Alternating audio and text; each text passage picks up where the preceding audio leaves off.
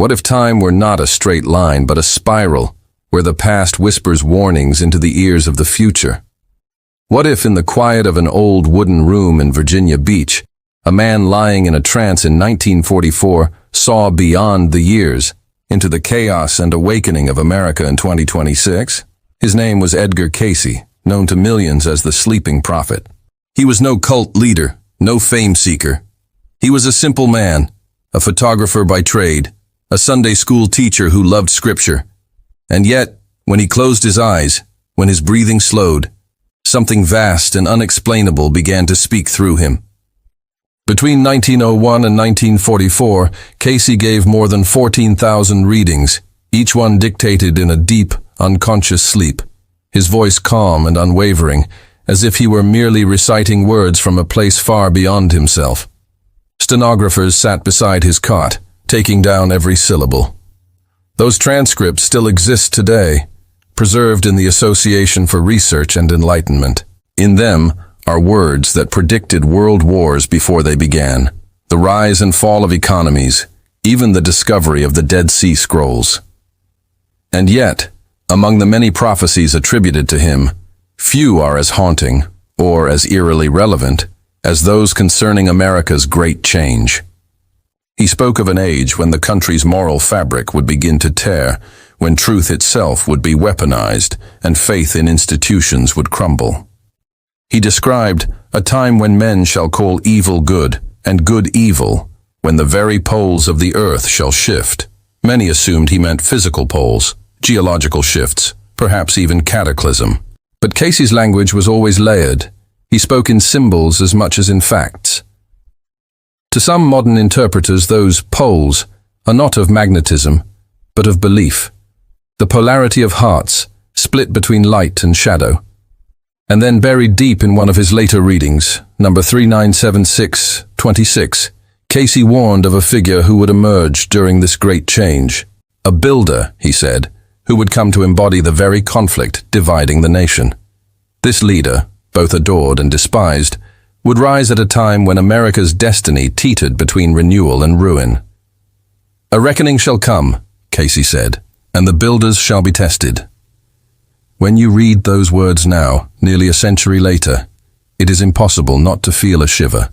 Because the era Cayce described, the age of division, of anger, of towers rising and falling, feels less like prophecy and more like a mirror. He saw the cycles of human pride repeating endlessly, civilizations falling not by invasion, but by the weight of their own corruption. As ye sow, so shall ye reap, he warned. That which a nation plants in greed and arrogance, it must one day harvest. And in that harvest, leaders emerge, reflections of their people, magnifying both their virtues and their flaws. Cayce believed that prophecy was not meant to instill fear, but to awaken awareness. Mind is the builder, he often said. Humanity's future was not fixed. It was being built, thought by thought, choice by choice. Yet in the stillness of his trance, he saw a moment when the builders would forget the foundations, when gold and towers would replace compassion and truth. Could that moment be now? In the years since his death in 1945, many have treated Cayce as myth, a relic of an age when mystics still walked between science and spirit.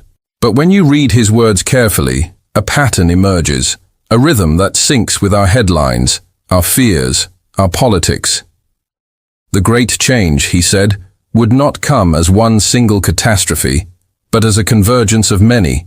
Political upheaval, economic tremors, environmental fury, and moral confusion. Each, he said, would test the conscience of humanity, and in the midst of it all, a leader would arise. One whose destiny would be tied not merely to power, but to symbolism itself. A man who builds towers that reach for heaven, who speaks of greatness restored, who divides as much as he inspires. Now, Cayce could not have known the name Donald Trump. He died the year before Trump was born. But prophecy, by its nature, doesn't name names. It reveals archetypes. Cayce's readings were full of these recurring patterns. The builder, the redeemer, the rebel. And so when he spoke of a builder of towers and gold, rising in a time of civil unrest and spiritual blindness, one cannot help but wonder, was he glimpsing our present moment? It's a strange feeling, realizing that the echoes of a man's words from 80 years ago seem to vibrate through the fabric of today's world. His predictions spoke of 2026, a year he associated with reckoning and return. To most who study Cayce, that number, 26, appears again and again. In his 1938 readings, he mentioned the 26th year as a critical crossroads for democracy itself, a decision between awakening to a higher consciousness or descending into shadow. And so, here we stand, on the edge of that year, facing the same questions he foresaw. What if he was right? What if time itself is not linear, but prophetic, folding in on its lessons, forcing each generation to face the same choices until it finally learns?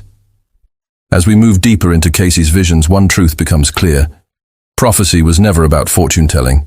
It was a mirror, a reflection of who we are and who we might become.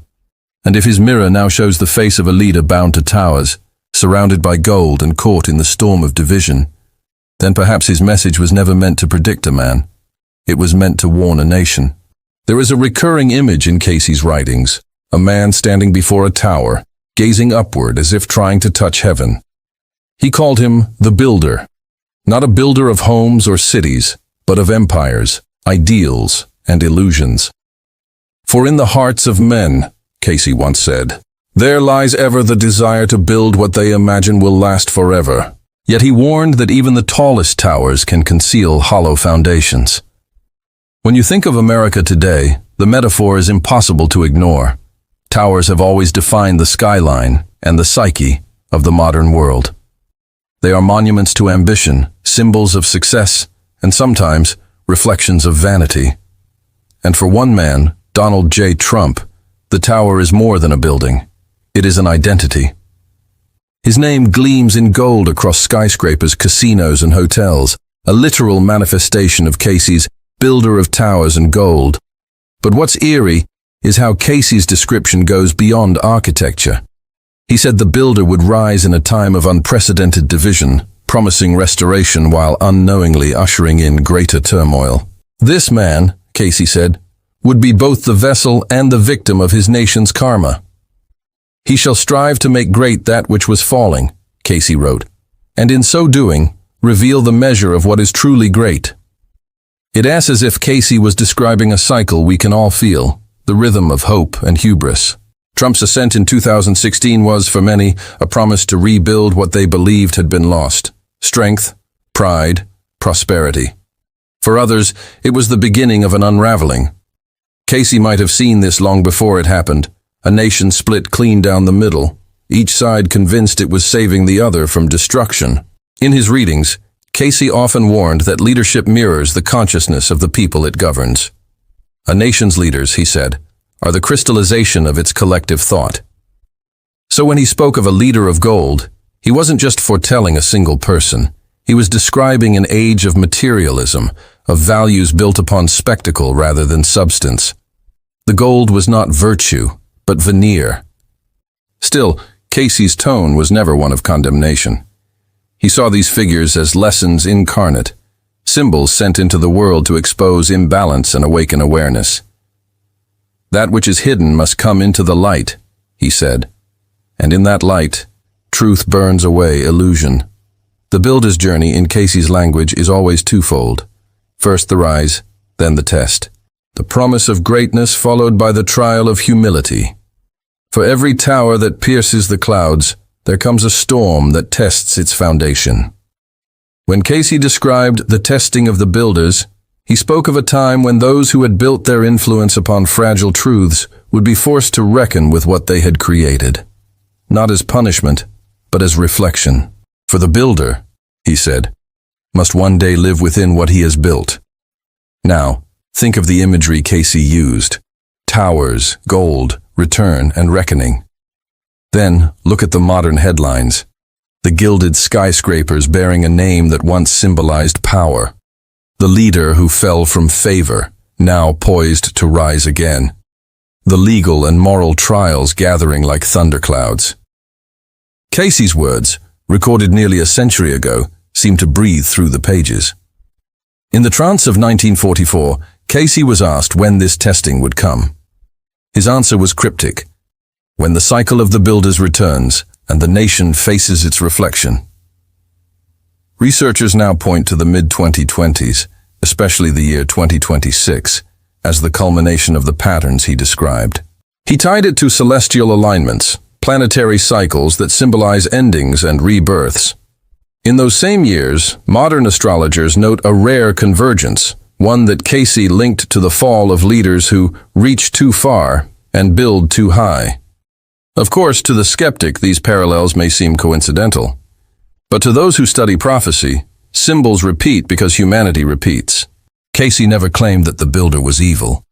He said rather that such figures act as mirrors, reflecting the collective lessons a people must face. When we exalt wealth over wisdom, when power replaces principle, we summon builders of that same vibration. And yet, every prophecy holds a choice. Cayce's warnings were always tempered by hope. There is no fate, he said, that cannot be rewritten by the heart awakened. Perhaps that is why he spoke not of destruction, but of reckoning, a word that means both judgment and accounting, both end and beginning. Imagine Cayce's vision: America in turmoil, towers glinting under a darkening sky, and a leader, once praised, now embattled, standing again before his creation. Around him, voices rise in anger and devotion, neither side seeing the whole picture. In Cayce's eyes, that was the moment of revelation. The light and the shadow must meet, he said, for only then can truth be seen. So maybe the prophecy is not about Trump at all. Maybe it is about what he represents. The part of us that builds, the part that seeks glory, the part that fears its own collapse. The builder lives in every generation, in every nation, in every human heart that reaches for the heavens and forgets to look down at the ground beneath.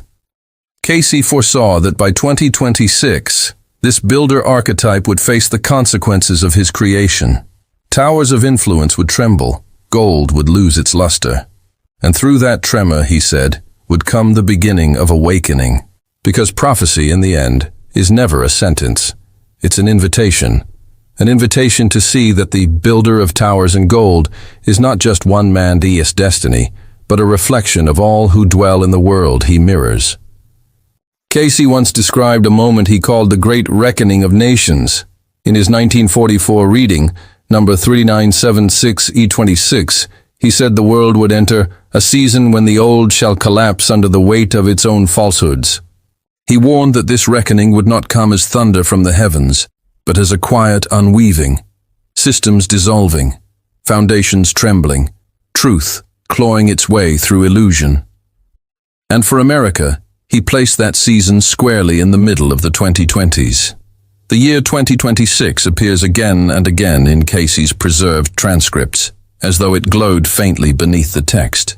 A turning of the cycle, he called it. To some it sounded like the poetic ramblings of a dying mystic, but to others, especially now, it feels unnervingly literal. Cayce spoke of 3 trials that would converge in that year, 3 blows of the hammer upon the anvil of destiny. The first would strike the realm of economy, the second, the natural world, and the third, the soul of government itself. He said the first blow would expose the false foundations of wealth. What is built on debt, he murmured through half-closed eyes, shall crumble. What is built on faith and service shall endure. The line, almost biblical in tone, seems to echo across today's fragile markets. Global alliances wobble, trade wars deepen, and speculation sits like tinder awaiting a spark. In his language, the builders of numbers would discover that their creations, though dazzling, were castles of sand. He foresaw sudden collapse, not from invasion or war, but from within. A loss of trust, the invisible currency that holds civilizations together. Then would come the second blow, the rising of the waters. Cayce's voice in trance described the sea reclaiming its boundaries. He mentioned the Atlantic, the eastern coast, the flooding of cities men thought eternal. The earth responds, he said, to the heart of man. In his cosmology, nature mirrored conscience. When greed choked compassion, the elements revolted. Fire, wind and tide reminding humankind that dominion is never ownership. It's hard not to picture it. Hurricanes intensifying, coasts vanishing, rivers swelling beyond their banks. Even for skeptics, the symbolism feels prophetic, that climate itself has become the mirror of moral imbalance. Cayce warned that this would not be punishment, but correction. The earth itself shall seek equilibrium. And then the third hammer falls, a crisis of law and spirit. Cayce spoke of a leader who will not be bound by the limits of those before him. He said the Constitution itself would be tested, that institutions built on trust would stand trembling before the will of one man and the fear of the many. In that day, he whispered, the Republic shall look upon its own reflection, and each soul must choose which master it serves, fear or freedom. Those words, written decades before Trump's birth, seem carved for the headlines of this age. Indictments, investigations, accusations of corruption and persecution. A nation divided not by geography, but by belief. Some see persecution, others see justice.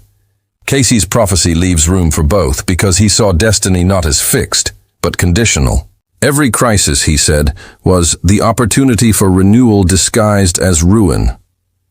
He never spoke of apocalypse in the way modern minds imagine it.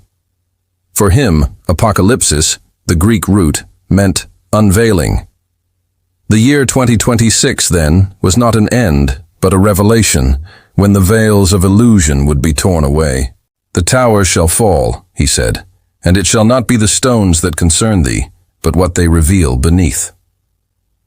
The more one reads his visions, the clearer the pattern becomes. He was not warning about economics or politics or storms. He was describing a test of consciousness, the material, the natural, and the moral, each realm reflecting the same imbalance.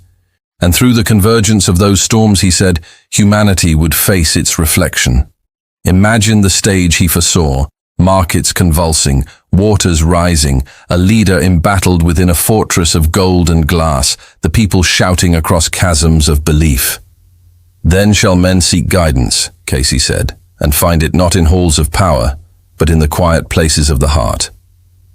To him this was not despair, it was refinement.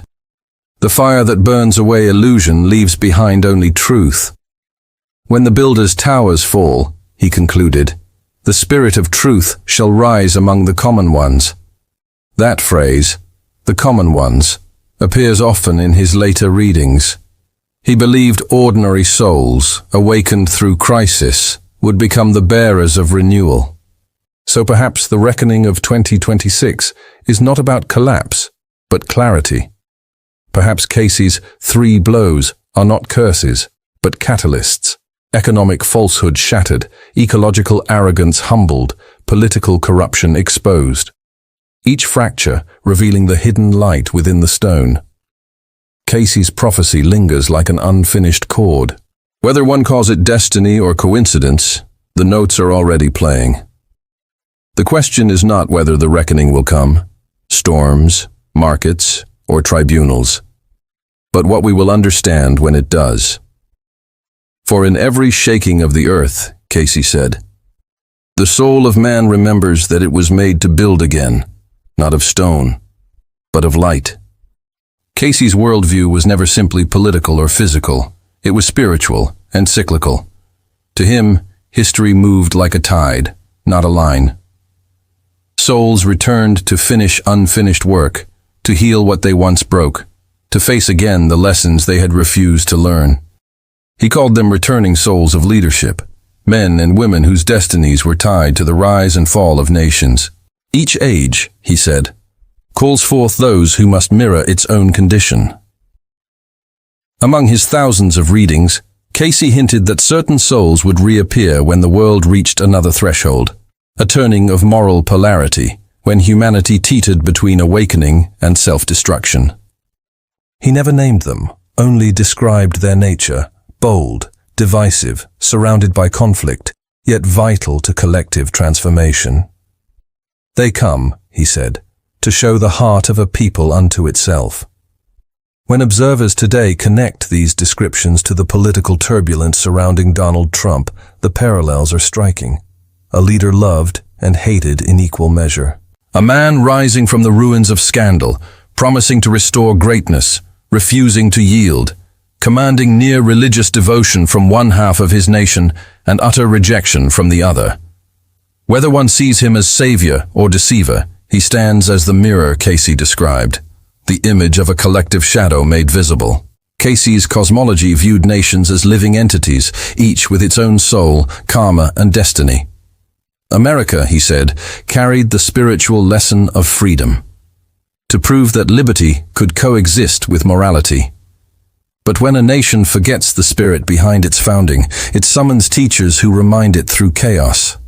As ye sow in thought, so shall ye reap in power, he wrote. Leaders emerge from the soil of the people's consciousness. If the ground is divided, so too shall the fruit be bitter. And it is within that soil, Cayce warned, that storms begin, not in the sky, but in the unseen places of the heart. In one of his final readings, he saw a great storm forming over the Atlantic, its winds stretching across the eastern coast of the United States. To the untrained ear, it sounded like another climate prophecy. But Cayce clarified that this was a symbolic storm as well, the tempest of man's own making, born of pride and fear. He said the leader of that age, a man tied to towers and gold, would stand against the storm at first, denying its power. But the tempest would not be external. It would rise from within. Conflict, accusation, betrayal, spiritual confusion. He shall seek to command it, Cayce said, but he cannot still what lives in men's hearts. The imagery is haunting. You can almost see it. A tower gleaming against dark clouds, its windows flashing with the reflection of lightning. Inside, a man watches the storm, certain he can outlast it, unaware that it is not the wind that threatens him, but the truth it carries. The storm will strip away illusions, Cayce said. Only what is real shall remain. For Cayce, this inner storm was inevitable whenever humanity reached a saturation of self-interest. When the cry of mine drowns the whisper of thine, he warned, the reckoning begins. And yet, in the same breath, he spoke of mercy, for through that reckoning shall come renewal. He envisioned 2026 as a fulcrum, a balancing point, where the returning souls, the builders, and the common people would all confront the same question. What do we truly serve? The tower or the light that built it? The gold or the spirit it represents? The man or the meaning behind his rise? Cayce did not condemn ambition. He saw it as divine energy misdirected. Even the storm, he said, was not evil. It was the universe's way of restoring equilibrium. The wind does not hate the tree it bends, he wrote. It tests its roots.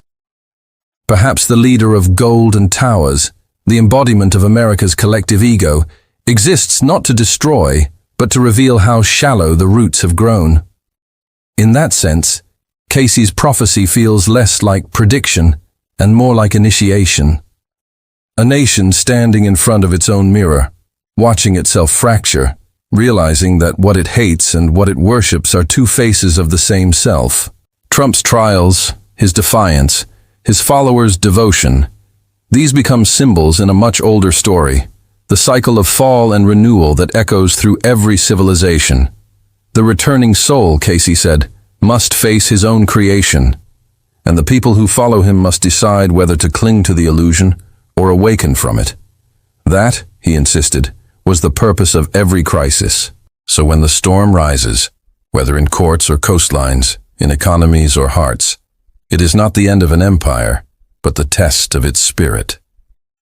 Cayce promised that after the storm, light would break, and in that light, humanity would remember what truly builds.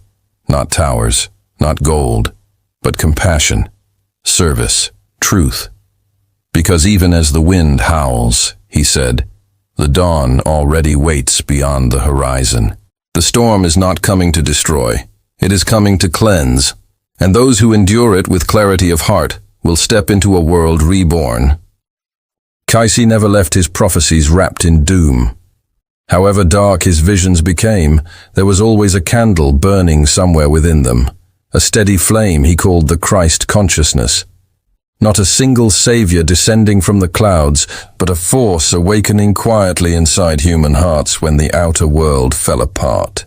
He said that during the years of reckoning, truth shall not come from the mighty, but from those who remember the light within. That light, he believed, would surface precisely when the world seemed ready to lose it. He described the mid-2020s as a crossroads of souls, when humanity would be offered a final test, to rise through compassion or collapse through fear. It was a prophecy of consciousness as much as of events. The storms, the economic fractures, the leaders trembling before their own creations, these were symptoms, not causes. The real drama, Cayce said, would unfold inside the human spirit. In his language, the builders symbolized the outer life, towers of ambition, structures of control, the illusion of permanence. The Christ consciousness was their counterbalance, the inner life, the invisible architecture of love and truth that no collapse could touch. When the towers fall, he said, men will remember that the kingdom is within. It is not difficult to see why this vision has returned to conversation now.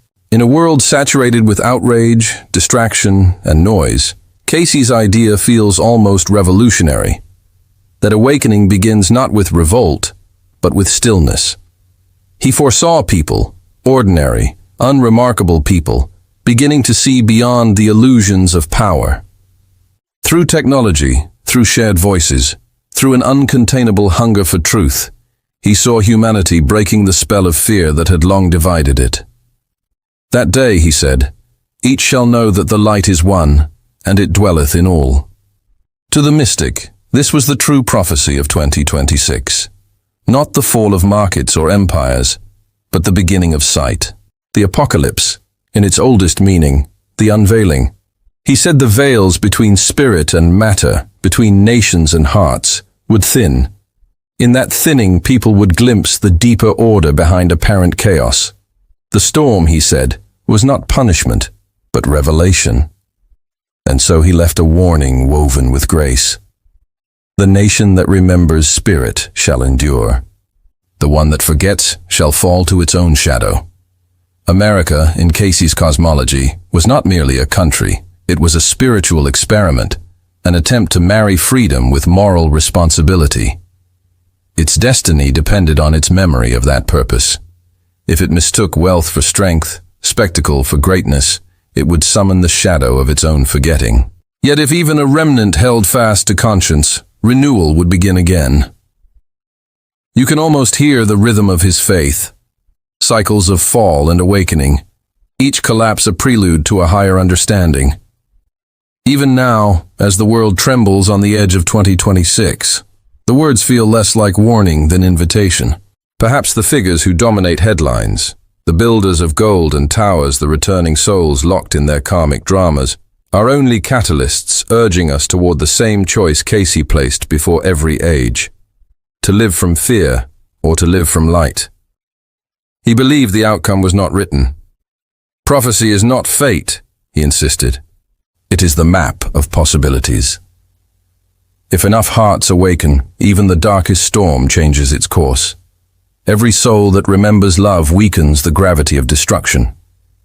In that sense, the destiny of nations is not decided by presidents or prophets, but by the quiet sum of countless inner decisions. And perhaps that is where Cayce's real prediction points, not to Trump, not to towers, not even to America, but to the unseen turning happening inside millions of people right now. The recognition that something greater than politics or prophecy is stirring. The simple awareness that we are builders too. What we build, towers of fear or sanctuaries of truth, depends on what consciousness we serve. In one of his last sessions before his death, Cayce whispered, "When confusion reigns in the land of the free and fear divides the hearts of its people, then is the time of choosing. He paused, then added softly, "But know this, when the choosing is done, the light shall rise from among you." Maybe that is what 2026 truly holds, the year when everything hidden comes into the light, when illusion cracks just enough for truth to pour through. Whether that truth redeems or destroys depends not on any one man, but on the collective heart of humanity. So as the storm gathers, perhaps the task is not to fear it, but to listen. For in the roar of its winds, Cayce would say, lies a single steady question. What are you building now? And if we answer with awareness, if we remember spirit, the towers that fall will not be monuments lost, but walls torn away, revealing a dawn we had forgotten was already waiting.